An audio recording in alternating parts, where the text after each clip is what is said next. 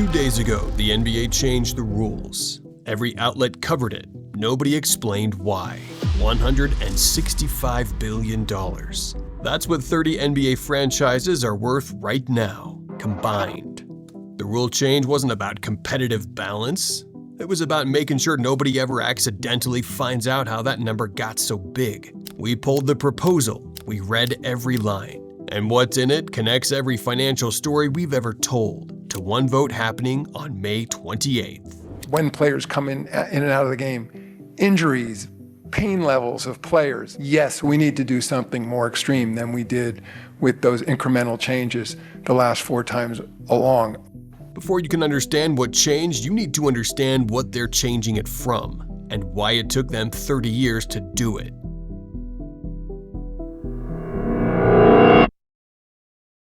(1997). The San Antonio Spurs had the 3rd worst record in the NBA. Under the lottery system in place at the time, they had a 21.6% chance at the first pick. The Boston Celtics had better odds. In most timelines, Tim Duncan goes to Boston. The ball dropped. San Antonio won. The 2nd pick in the 1997 NBA draft goes to the Philadelphia 76ers. And that means that the 1st pick in the 1997 NBA draft goes to the San Antonio Spurs. Congratulations. The franchise was purchased for $75 million in 1993. Today, it's worth $3,850 million. One lottery ball, one broken foot, $3,775 million in franchise appreciation. Ownership didn't plan it, they just didn't stop it. And the NBA watched it happen. Now watch what happened next. 1997 worst team lottery odds 25%. 2019 NBA flattens the lottery. Worst team odds drop to 14%.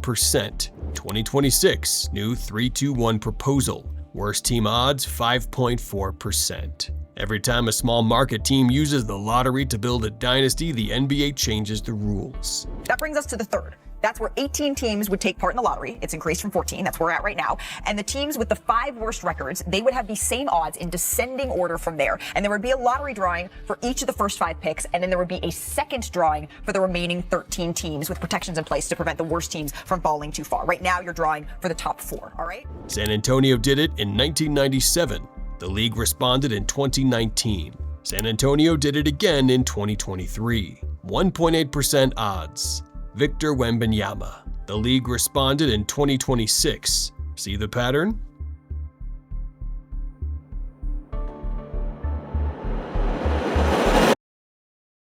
Here's what this channel has been documenting all season. Kawhi Leonard, $48 million hidden inside a bankruptcy filing. The payment nobody disclosed. Michael Jordan, $94 million in career salary. Jerry Reinsdorf turned that into $5.8 billion. Tim Duncan, $3.4 million a year. The franchise is worth $3,850 million.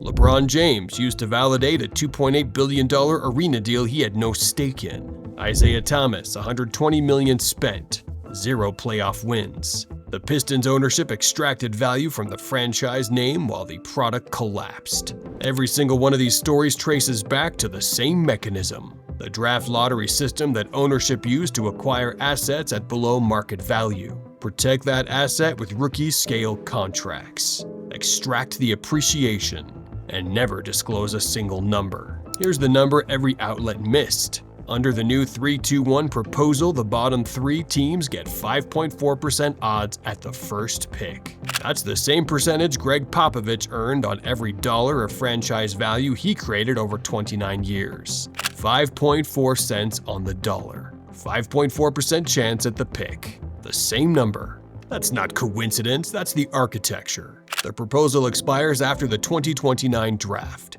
The current CBA expires December 31st, 2029. The same window. Ownership is engineering both negotiations to happen simultaneously. So when players come to the table asking for their share of $165 billion, the lottery reform is already in place to limit how the next generation of superstars gets acquired. There is an aspect of team building that is call it a genuine rebuild, rebuild with integrity. The problem we're having these days is it's become almost impossible to distinguish between the tank and a rebuild. Less valuable picks, lower rookie scale leverage, more control for ownership before the ink is dry on the new CBA. That's not competitive balance, that's preparation.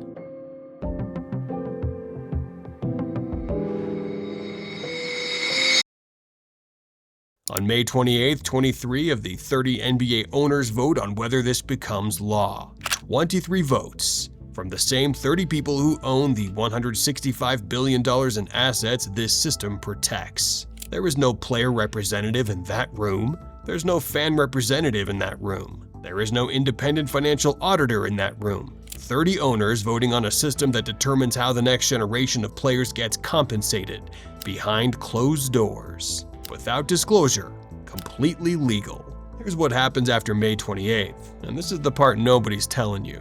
If the 3-2-1 proposal passes, the 2027, 2028, and 2029 drafts run under the new system.